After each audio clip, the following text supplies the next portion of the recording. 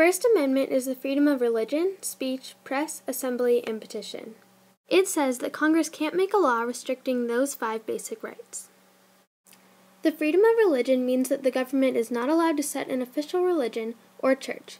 The government can't stop people from practicing their religion, promote a religion, or force people to practice a religion. The freedom of speech means that the government is not allowed to limit anyone's right to speak or write whatever they want. The freedom of press means that the government cannot look over books and newspapers and stop them from being printed. Next, the freedom of assembly means that anyone can hold public meetings and assemble.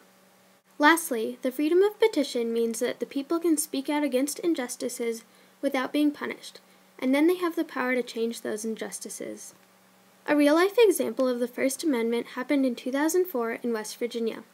Nicole and Jeffrey Rank were handcuffed and removed from a rally where President Bush was speaking after refusing to cover their t-shirts, which said anti-Bush slogans.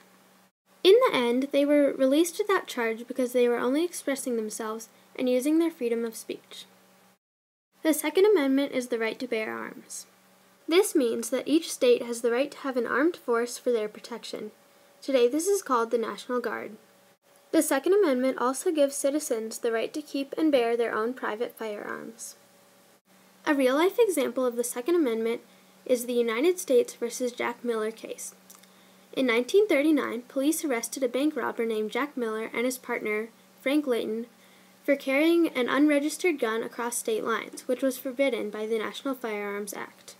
Miller and Layton said that their Second Amendment rights were being violated by the National Firearms Act, but the court disagreed. The court said that the Second Amendment follows the government to regulate ownership of certain types of firearms.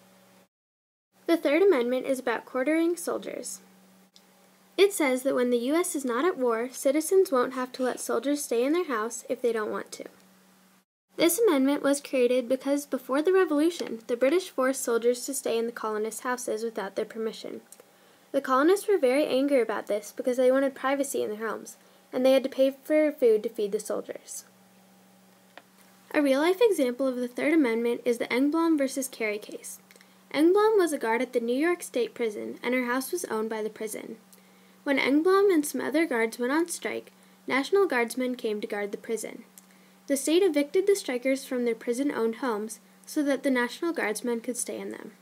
Engblom sued the state and said that her Third Amendment rights were being violated because there were soldiers living in her house when she did not give consent. The Supreme Court agreed with her and said that it was illegal for the National Guardsmen to be living in her house. The Fourth Amendment is about searches, seizures, and proper warrants. It protects citizens from improper searches of their bodies, homes, or possessions. It also prevents people from having their possessions taken away. If the government or a law enforcement official wants to search or seize, then a detailed warrant must be issued by a judge and there must be a good reason. A real-life example of the Fourth Amendment is the case of Florida versus Bostick. A man named Bostick was taking a bus from Miami to Atlanta when 2 narcotics officers got on to do a routine inspection. Without any reason, they went up to Bostick and checked his ticket and ID, which were both fine. The officers then asked to search his luggage, and Bostick said yes. When the officers went through his luggage, they found cocaine. Bostick said that his Fourth Amendment rights were being violated because he could not get off the bus, so it was an unlawful seizure. Because the officers never said that Bostick couldn't leave the bus, the court said that what the officers did was not violating Bostick's rights. The Fifth Amendment is about rights of the accused and the due process of the law and eminent domain. The amendment protects people from being held for committing a crime unless they've been correctly accused by the police. The federal government must have a formal accusation from a grand jury to be able to put someone in jail or to sentence them to death. A person can also not be charged twice for the same crime, and a person on trial doesn't have to give evidence against themselves. The Fifth Amendment also guarantees the due process of the law, which means that the state and country have to respect every citizen's legal rights, and everyone accused of a crime must have a fair trial. Lastly, the government cannot take away private property without paying the owner a fair price. A real-life example of the Fifth Amendment is the Chambers versus Florida case. In 1940, 40 African-American men were arrested for a white man's murder. All the men had repeated questionings by many officers. The men also were not told of their right to remain silent. The questionings went on harshly for about a week, and by this time, 4 of them had admitted murdering the man. The Supreme Court said that this was violating the men's Fifth Amendment rights because it was going against the rights of the accused and had led to unreliable information. The Sixth Amendment is about fair and speedy trials and criminal proceedings. This means that in criminal cases, the jury cannot favor either side. Also, everyone accused of a crime is guaranteed the right to trial by jury. The trial must be speedy, which means that if the government postpones it on purpose so that it is harder for the person to have a fair trial, then the charge can be taken away. The person who is accused must be told the charges and be allowed to question the witnesses. The accused also must be allowed to have a lawyer. A real-life example of the Sixth Amendment is the case of Cunningham versus California. In 2006, John Cunningham was convicted of sexual abuse. The judge gave Cunningham 16 years in prison, but when the judge was deciding on Cunningham's sentence, he found aggravating factors from evidence not considered by the jury. Cunningham appealed his sentence, saying that his Seventh Amendment rights were being violated because the judge had violated his right to trial by jury. The California Court of Appeal disagreed with Cunningham and decided to uphold his sentence. The Seventh Amendment is about jury trials.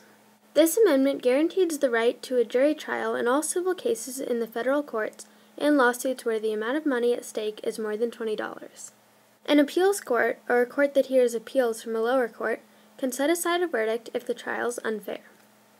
A real-life example of the Seventh Amendment is the Feltner v. Columbia Pictures Television Incorporated case.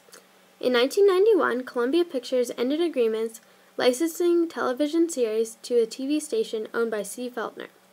Columbia then sued Feltner when the series continued to be broadcast.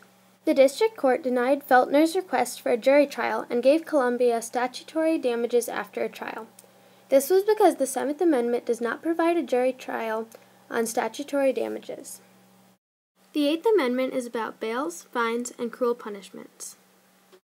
It says that punishments cannot be unfair, unusual, or cruel, and fines cannot be unreasonably large.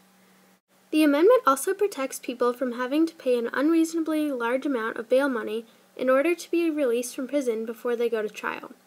Bail is money that is given to the court to say that an accused person will show up for trial. If the accused does not show up for trial, the court keeps the money. A real-life example of the Eighth Amendment is the case of Atkins v. Virginia. In 1998, Darrell Atkins and a friend robbed and then shot Eric Nesbitt. Atkins was found guilty of the robbery and shooting and was sentenced to death despite Dr. Evan Nelson's confirmation that Atkins had a mild mental disability. Atkins reappealed his case to the Supreme Court because he thought that his Eighth Amendment rights were being violated because his punishment was too cruel. The Supreme Court agreed with Atkins and said that sentencing someone with a mental disability to death was unconstitutional. The Ninth Amendment is about unenumerated rights. This means that the people have more rights than just the ones listed in the Bill of Rights. The government cannot say that the people's rights are limited to the ones in the Bill of Rights. A real-life example of the Ninth Amendment is the Griswold v. Connecticut case. In 1965, Griswold was the executive director of the Planned Parenthood League of Connecticut. She and the medical director gave advice to couples about birth control.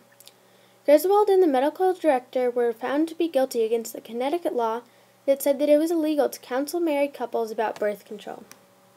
In the Bill of Rights, it doesn't say that everyone has privacy in relationships, but when the First, Third, Fourth, and especially the Ninth Amendment combined, there is a new right of privacy in relationships is formed. The Connecticut law conflicted with this right and was therefore invalid.